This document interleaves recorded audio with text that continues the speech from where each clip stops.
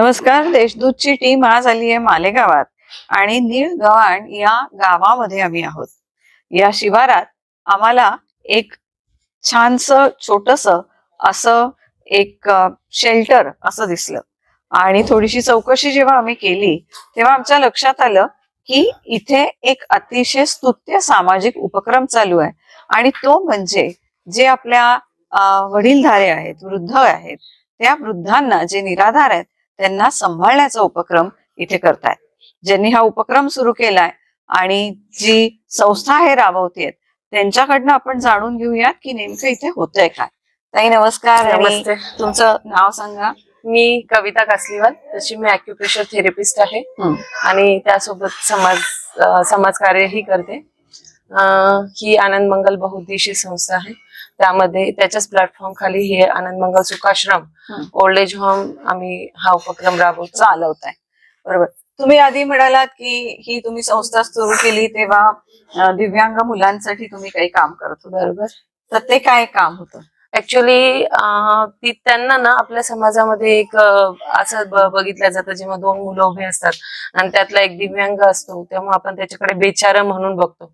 आणि तेव्हा ती कल्पना आमच्या डोक्यात होती की कुठेतरी समाजातनं तो टॅगलाईन त्यांच्या याच्यावर लागलेला आहे तो नष्ट करायचा.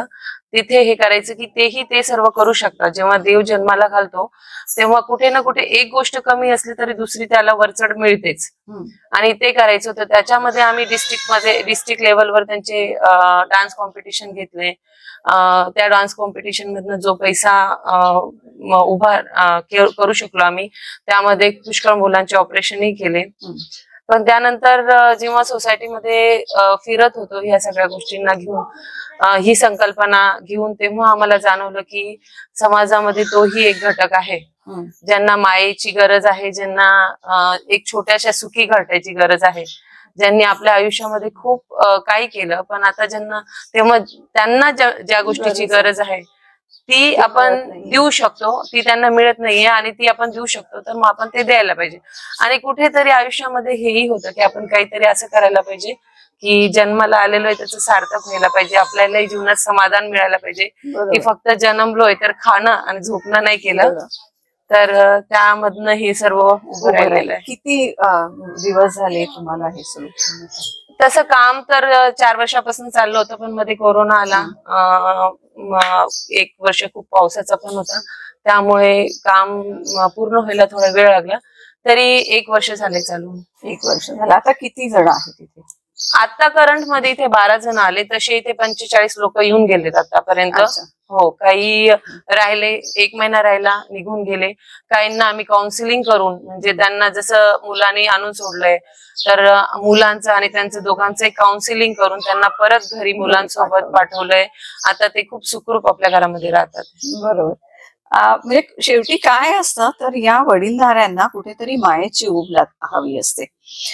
त्यांचं वय झाल्यानंतर आपल्या मुलांच्या संसारात कडे ते कसं बघतात आणि मुलं त्यांच्याकडे कसं बघतात यावर हे नातं खूप अवलंबून असतं. हे नातं जपण्याचं काम या कासलीवाल ताई इथे करतायत आणि त्याच्यामुळे या सगळ्या लोकांना त्या इथे आधार देत आहेत. ताई, कुठून कुठून येतात ही मंडळी आणि कशी येतात? असं नाशिक डिस्ट्रिक्ट मधनं तर येतातच, पण बाहेरचे पण आलेले आहेत, काही औरंगाबाद डिस्ट्रिक्ट मधनं पण आलेले आहेत. आणि आम्ही जसं सुरुवातीला जेव्हा काम चालू केलं आम्हालाही खूप गोष्टींना सामोरं जावं लागलं. म्हणजे लिटरली लोकांचं असं होतं, आपल्या इकडच्या भागामध्ये तितका तो कन्सेप्ट नाहीये की आश्रमामध्ये राहणं, त्यांना खूप हे लो फील होतं.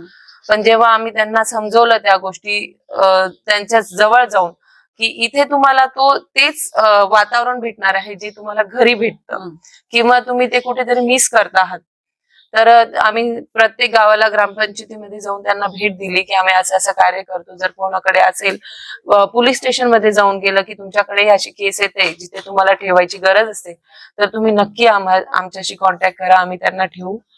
अशा प्रकारे हे वाढत गेलं. लोकांना तो मेसेज मिळत गेला, स्प्रेड होत गेला ते सगळं. तर मग लोक आता अप्रोच होतात. आणि तुम्ही मला मगाशी असं सांगत होता की येणाऱ्यांकडनं तुम्ही काही घेत नाही. बरोबर. त्यांना काही कुठल्या प्रकारची फीस किंवा चार्ज असा भरावा लागत नाही. इथं त्यांना काय काय सुविधा देतात? इथे आपलं असं असतं की सकाळचं जेवण दोन्ही म्हणजे दिवसभरामध्ये जो शेड्यूल असतो त्याच्यामध्ये 2 टायमाचं जेवण, सकाळी ब्रेकफास्ट, 2 टायमाचं चहा. त्याच्यानंतर आम्ही दरवर्षी यांना एक ट्रिपवर घेऊन जातो. मागच्या वर्षी शिर्डीला घेऊन गेलो होतो आणि त्यानंतर त्यांचं मेडिकल वगैरे तेही सर्व आम्हीच करतो, म्हणजे संस्थाद्वारेच केलं जातं. बरोबर. या ताई कुठनं आल्या? मी संगमनेरची आहे. मी काय नाव तुमचं? मी यमुनाबाई सीताराम गाडेकर. बरं, कशा काय आल्या ताई इथे? मी असं माहिती झाल्यामुळे आलं. मला कोणीच नाही, लेकरू नाही, बाळ नाही, कोणीच नाही, एकटीच. मग तिथं काय करत होतात? मी याच मजुरी काम करून पोट भरीत होते.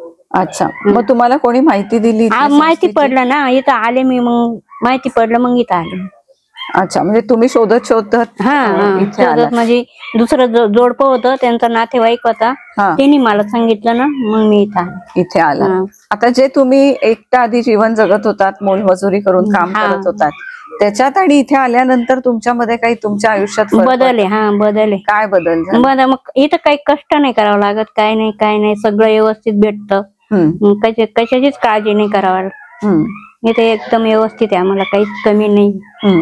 आणि तुमचा वेळ चांगला जावा म्हणून तुम्ही भाजी वगैरे पण लावते. काय काय लावता?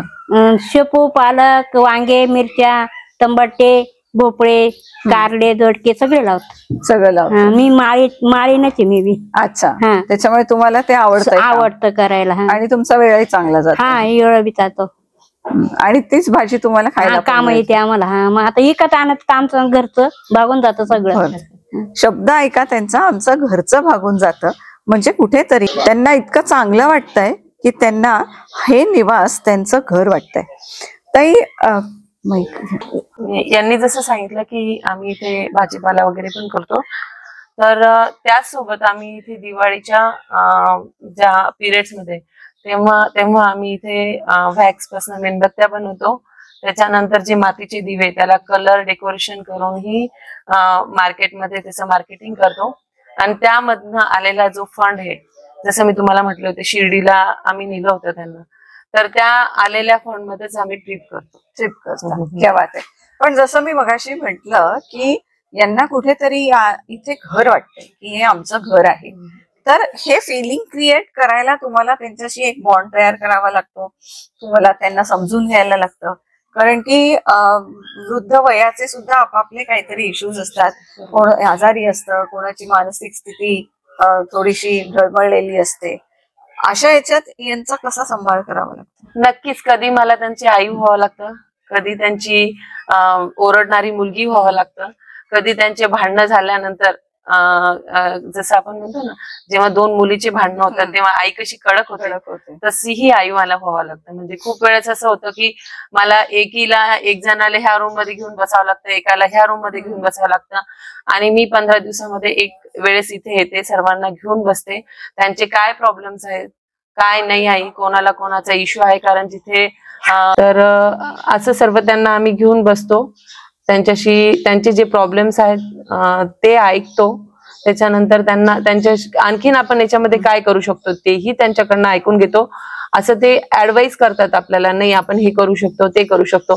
त्यामध्ये त्यांना काय होतं की नाही, माझं ऐकलं जात आहे, इथे माझ्या विचारांना कुठेतरी वाव मिळतो आहे, तर त्यांना ते आपलंसं वाटतं. बरोबर. कुठेतरी माणसाला स्थान हवं असतं आणि ते हक्काचं स्थान त्यांना इथे मिळतंय, मला ऐकलं जात आहे ही भावना मिळते आणि म्हणून त्यांना हे घर वाटतंय.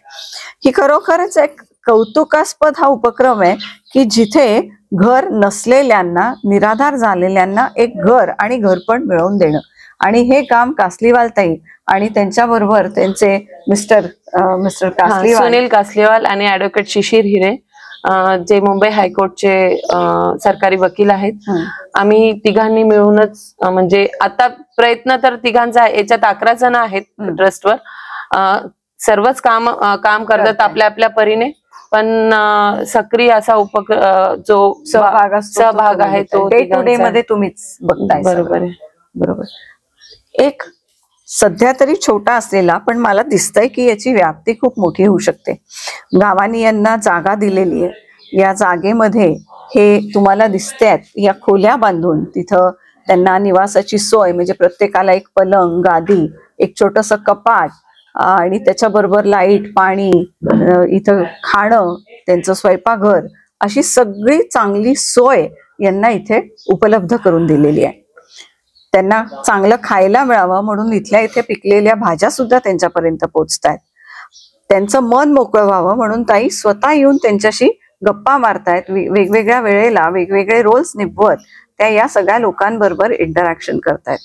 एकंदरीत काय की हे जे उतरतं वय आहे, हे जे वृद्धपकाळातलं वय आहे, हा आपला जीवनाचा काळ हा चांगला जावा, हा सुखद जावा, आणि ते करण्यामध्ये हे कासलीवाल दाम्पत्य आणि वकील साहेब हे अग्रेसर आहेत. त्यांच्या या उपक्रमास देशदूतच्या खूप साऱ्या शुभेच्छा. धन्यवाद.